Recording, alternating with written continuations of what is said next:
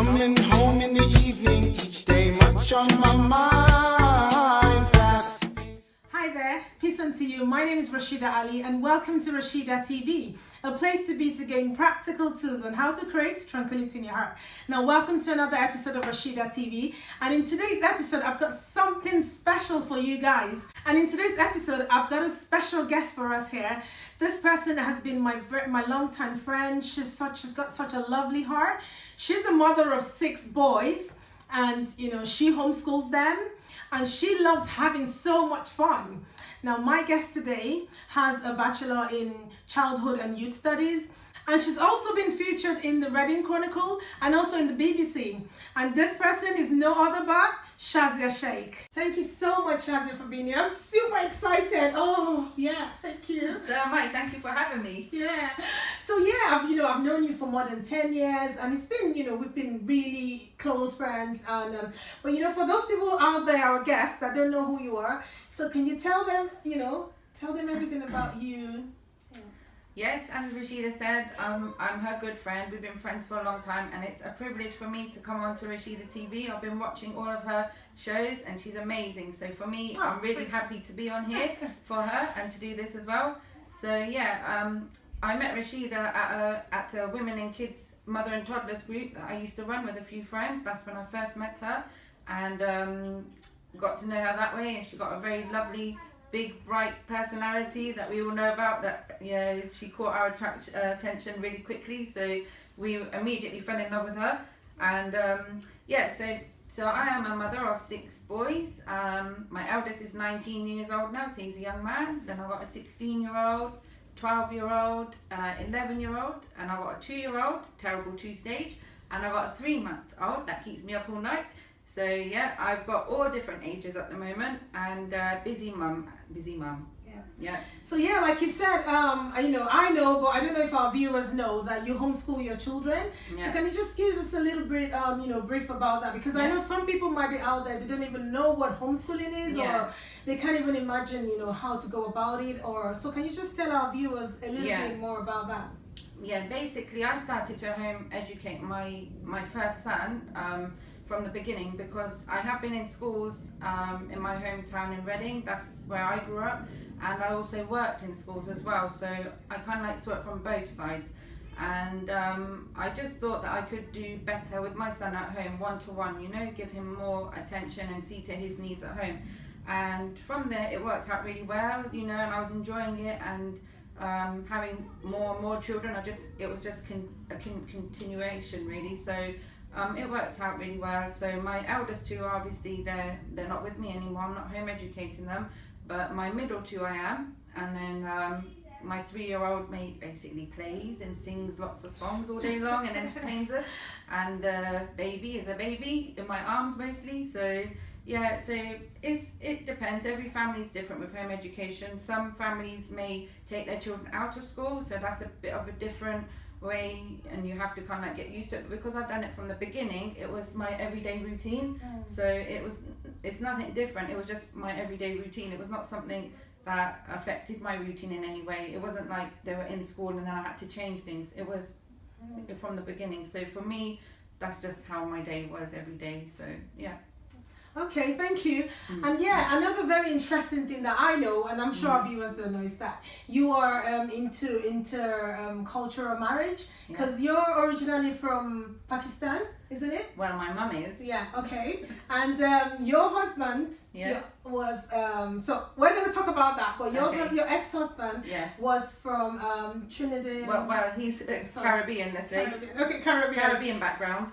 So that really fascinates me, that when I see people from in different cultures, like, can you just tell our viewers, how is that, like, is it something easy, is it something difficult, how did you manage that? I think everybody has their own experiences, and some are very positive, some are a bit negative, and I think it depends on the husband and wife's characters as well, and personalities, how much how they get along. And sometimes culture is not such a, they put it behind, or they if there's differences, it might not affect them in such a way because it's not what's most important to them. So in some marriages probably one culture might dominate the other, you know, so in that way it can have an effect on the marriage. So it's not always easy, but I think communication is the key. Obviously, when you don't understand about your husband's culture, he doesn't understand about yours, you can talk about it, but it doesn't mean they're going to accept it either. So when you're raising children, that could have a bit of an impact, you know, where the children get mixed messages. And in my case, I think my children did get mixed messages, you know, because the father was teaching them basically some things from his culture which went against my culture in a way. So it was a bit of a culture clash, but I don't say that's for every Caribbean, Asian marriage. Some marriages might really work out, but for mine, it was a bit of a clash. Okay. Yeah. So you know, when talking, you talked about communication, lack of communication. So would you say that that was one of the problems that didn't let you, you know, with the children, the intermarriage thing work? I think personally in my marriage, I think lack of communication was a big problem. So you know, where I think with my one, it was more of a controlling type of relationship, you know, so whatever he would say, I would have to just do whether I liked it or not, and we would have to put that onto the kids as well, you know. So before you continue that, just for the viewers who don't really know you know much about you, so you know, you've got you were married for how many years? 19 years. 19 years. Wow, that is long. 19 years. So you were married for 19 years, and so could you just tell us briefly how what really happened? Because like for our viewers, I'm sure some of them don't know that was your ex, and that you're remarried again. So could you just tell us briefly on how that went and why it didn't work out? Maybe we can learn some things in that. I think it was more of a very unbalanced relationship. So it was one of where he had a lot of control over me, and you know, quite controlling and quite dominant. So as I said, whatever he said, I would have to do, or there would be consequences. So it's not nice living like that, but you can do it for a long time, and you kind of like get used to it as well. So you don't see you kind of like, it seems like it's normal in a way, because that's how your life has become. So you accept it, until sometimes you look at other couples and you wonder, something isn't right with my relationship, you know, because this doesn't happen ever with me and my husband. You know, as each relationship is different, but when you kind of like see generally that other relationships, how you see husband and wife, that's not happening with you too, then you start to ask yourself questions, you know. So other people also start to ask questions, because they notice if you're for me, I was always going everywhere with the children, but he was never with me. So then people would start asking questions, you know. So then you go home and you think to yourself, something is not right here, you know. But you still can't work it out. You're very blind when you're into that kind of relationship, and it takes many years, I think, for somebody to realize, or maybe a good friend to tell you, or to make it more clear to you that, you know, do you know that you're maybe being abused, or you're maybe, you know, you've got rights, you know, as a wife, this kind of thing. And then it makes you think more. But unless that happens, you just carry on every day, and you just, I think many women do the same. They don't really realize what they're going through. And then so for me, it was personally, for me, it was just seeing the same happening to my children. So when that happened, I kind of like looked at it from an outsider point of view, and then I was watching it happening, the same thing to my children, and that's when it woke me up a bit, and I thought, no, this is not good for the children, and that's when I had to try and change something, and I tried everything, nothing worked. So, you know, what two people have to make it work. If one is trying and the other keeps closing the door, then you have to basically walk out the door. So when talking, you talked about your children.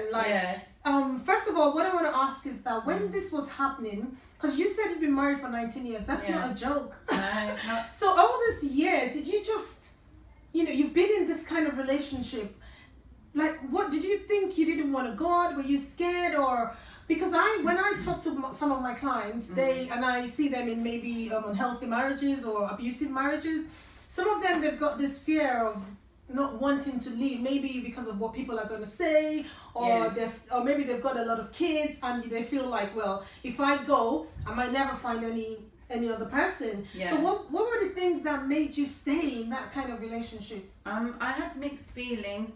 For me, I guess I was lying to myself because I kept saying I must stay together for the sake of the family, you know. But I wasn't really, as I said, looking into it from a different angle, that actually this is affecting all of us in a negative way, including the children, you know. So it took a lot of time for me, and that was only when I started seeing the same pattern happening to my children.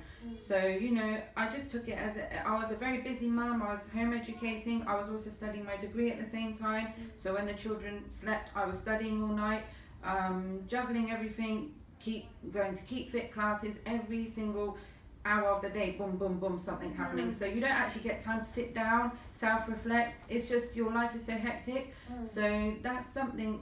Now I always have time for myself now. Yeah, I think I really know that about you. You've really taught me how to enjoy myself and have time for myself. So only when you sit down and you pause, you can start thinking about these things a bit more, you know. But if you're just like a robot every single day, same routine, you don't get a chance to do it, and you're mentally exhausted. So by the time you hit the bed, you're just knocked out, and then same thing, start all over again the next day. So, you know, that's how 19 years just passed, and time goes. It's a long time, but it goes quickly. Wow. A lot happens in that 19 years, and only now when you sit down you think, wow, I went through all of that.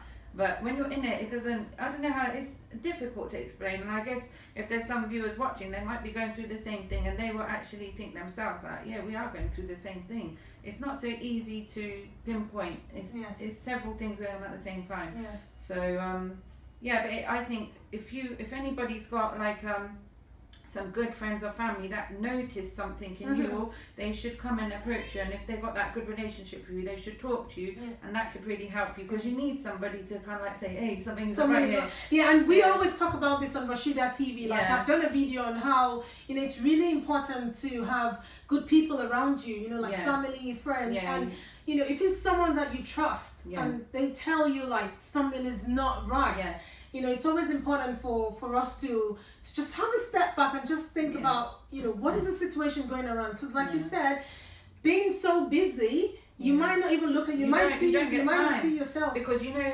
you're making dinner now, then you're washing up, then you're doing this and you're doing that, and it's like, so when do I get time for myself? Yeah, and you, as mums, a lot of mums don't give themselves time. They wear themselves out, so in the end they suffer, and when they suffer, the whole family suffers. Yes. Because the household depends on the mum, so you have to invest in yourself as a woman, as a mum, and you know, when you do that, you see the whole household is happy because you're happy, you're healthy. Oh, I love that. I love that. I really love that. That is so beautiful. Because it's not about the mum always giving herself to everybody, you know, and neglecting herself. Yes. She should know that it is her in the home that's the homemaker, you know. So the more she invests in herself, it will benefit the whole household and the family. Oh, thank you. I really love that, because I believe so much in looking after yourself. You do have to, So, you know, let's go. So, after that, so you had to, like you said, you walked out the door. And that must be like, was that such a brave thing to do? Or did you have doubts on, are you making the right decision? Or did you just think, you know what, I've had enough and that's it? Yeah. I think when it got to that point, I just had enough. And I was just one track. I was like, go. And just get up and go. So it was nothing for me to I wasn't thinking about going back. That was it. And once I made up my mind, that was it. So I did a few times before that, tried to, but I couldn't bring myself to it. Yeah, so I think this is really important, because then when I work with some ladies, and I can see that they're in a toxic relationship, but it's so hard to actually get them to tell them, listen, you need to go. So what I do is I just leave it up to them, and I know that when a person has had enough, and when they're done, nobody's going to tell them that it's time to go. Everybody has a different breaking point. So, you know, some people can be pushed and pushed and pushed, and some people, just first time, they'll just be out, they won't take it. So it depends on yourself again, you know. Some people can go on for ages, and some people will not tolerate it. So once that was done and I was out, there was no turning back for me. And then it was like, it's funny actually, because when you imagine that day is going to come, you think you're just going to run up to the top of the hill and shout, yeah! But what happens is you just want to fall asleep, because it's like all of them years of tiredness has caught up with you. So when you just go in a room, you just want to sleep, and that's it. It's like the opposite of what you imagine. Because it's like sometimes when you go, you just keep carrying on.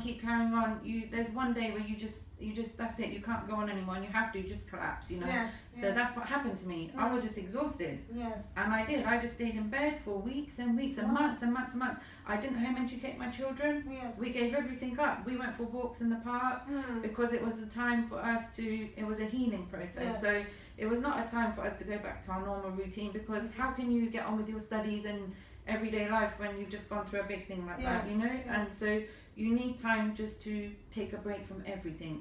And that's when you need time to breathe, and you need to do that for yourself and your children. So we went for walks. I took them, just simple things that don't even cost money, and that helped us, I think, just to get away from everything and just do nothing. Yeah, so just not doing anything and just relaxing and enjoying does help.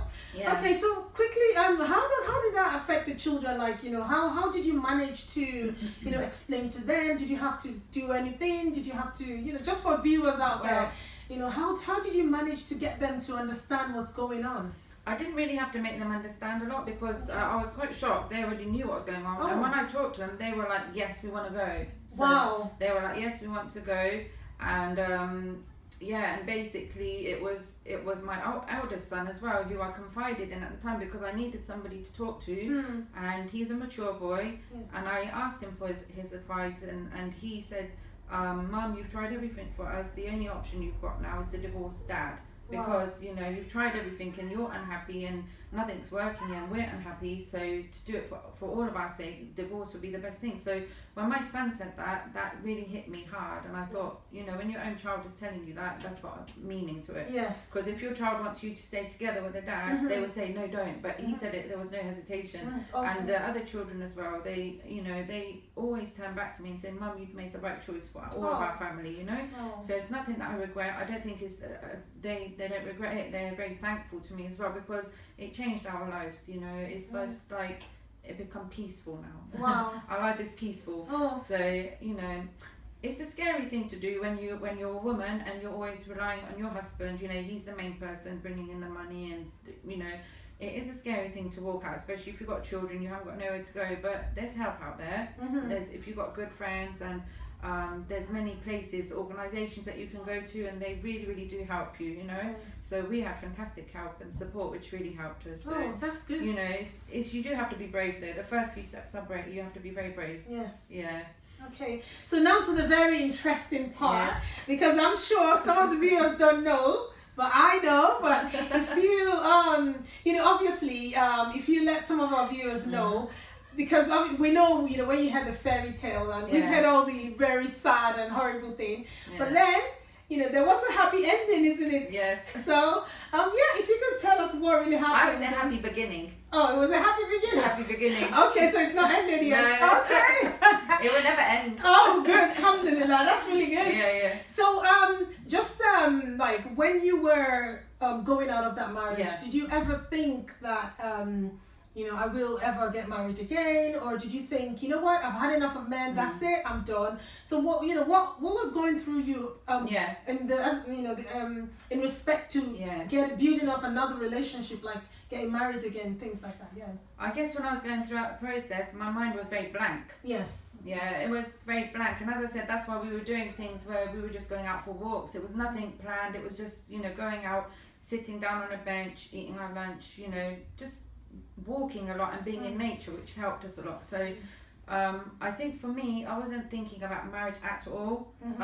I wasn't even thinking how to deal with that marriage at all. It was just being with my children now and just trying to rebuild, and as I said, just do very simple things to bring a smile to their face, So for me, it was nothing like, is anybody going to marry me again? Maybe it came across my mind a couple of times, but I didn't really look into it deep, because I wasn't, when you just come out of left home and gone through all that, it's quite traumatic, so you don't, it's something that I think many women probably won't think about it, so. And obviously you've had 4 children already. Yeah. Because I know some of my clients, sometimes when one of the fears they have is that, they say, oh, Rashida, I've got 4 kids or 5 kids or 6 kids. Like, how is that possible? What man is going to want to marry me? I might have to be like the second or the third or the fourth wife. Yeah. So, I think for me as well, that was a turning point, because I really started to look after myself. So I started to go for massages because I was all tense. Just going out. I was going out for me time all the time, like to cafes, reading books, lots of positive books, spiritual books that really helped me. And then just even the children used to say, "Mum, go and have some time by yourself. You need it." So they could see I needed it. Yes. When I came back, I was just re-energized. They could see it in me, so they know it was benefiting me. So that really helped me. Exercising always helps if you're going through a lot of stress and you just want to de-stress and get all that out. Exercise. Exercise is brilliant. So I was doing a lot of exercise, and that always helped me. And I think as I was having me time, I started to slowly go back to home education with the kids when I felt we were ready, and we started off very relaxed, going into the library and different settings, and one of them was a cafe. Okay. And this was our favourite cafe in town, so it was a big cafe, so we were always going there, doing a bit of reading, a bit of studies, and having our hot chocolates and coffee and what have you. So it was a nice time for me and the children. And then there is where I met Mr. Barrister. Ooh, so that's really lovely. Yes, and then what attracted me to him was how he interacted with my two young ones then, especially my youngest. So my young one became very fond of him, and so every time we would go in there, he would run up to him and he would hug him. Oh. And he would throw him up in the air, just like a father would. Oh. Although they never really had that with their father. So for me, just sitting down, watching that happening, that a stranger giving my children love, and I started to fall in love with his character from that. So that was what he used to wow you. Yeah, so when he gives, and he did give my children a lot of love. So okay. Yeah, and then we became friends like that. Okay. And then when I want something, I want something. So I didn't mess about. And when I went up to the till and wanted to order my coffee, and I said, "So, are you married?" And viewers are gonna be. Well, so actually, pointing on this, it's actually one thing that I've had. Culturally as well, 'cause my culture sometimes, some women actually feel really shy to walk up to a man to say they like them, and even in the religion we know that it's okay, and also in other cultures it's okay. So I don't think ladies out there, you should feel like if you like someone before he's gone. Well, I don't think it's a bad idea. I think when you have an opportunity in life, you must grab it. You mustn't let it pass, because then you'll say, "Oh, what if I would have done it?" And it's too late. So that's as I've got older, I think I've realised that that when you have an opportunity in front of you, don't let it go. And I think if it was like when I first got married, I would have never asked. I would have been shy.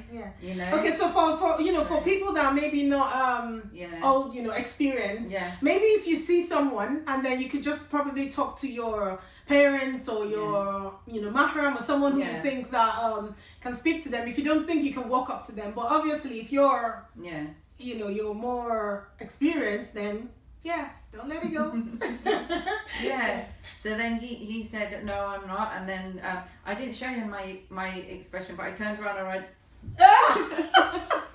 So, and I didn't even think in my mind that I've got 4 children and how is it going to happen. I wasn't thinking too much into it. So all I knew was he's not married, and I had some really good feelings. And then one day, because all my family got to know him as well, because we go regularly into that cafe. So he was somebody that became a friend to our family as well. So one day I just asked him. I said, "Would you marry me?" Oh, okay. I asked him. We have actually, I'm half friend, and I don't think I've heard this before. So this is the first time we're hearing this on Rashida TV. Wow, that is amazing. Yeah, so I asked him. I said, "Would you marry me?" And he said, "I would love to." Oh. Yeah.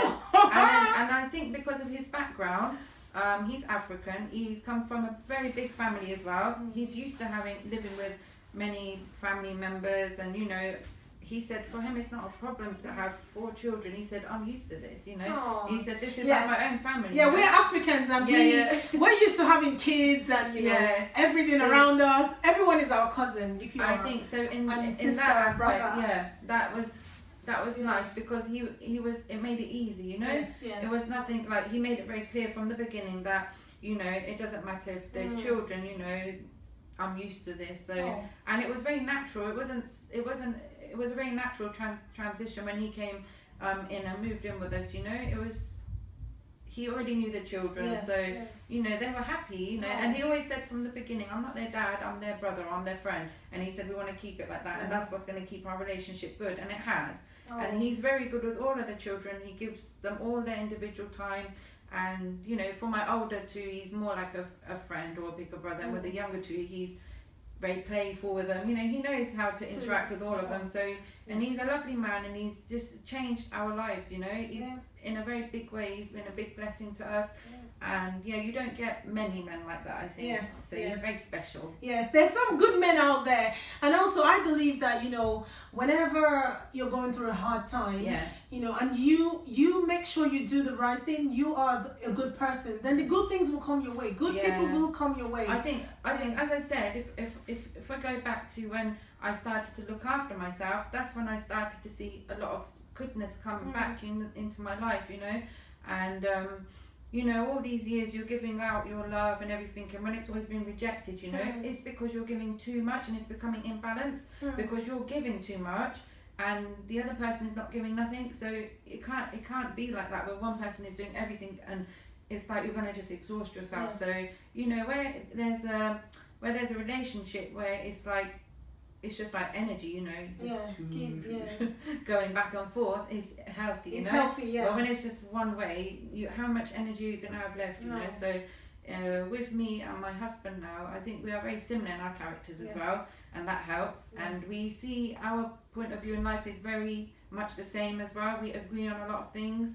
So, and we are more like best friends, I think. I think we are more like best friends, and well, I wish we had so much more time, because but thank you so much, Shazia, for coming on. Thank you, and I'm so happy to. I'm so happy to be on Rashida TV. Yeah. Thank you guys so much for watching, and I hope you really enjoyed this like I did, because I really loved this. And thank you so much, Shazia, for being on this show today. Thank you.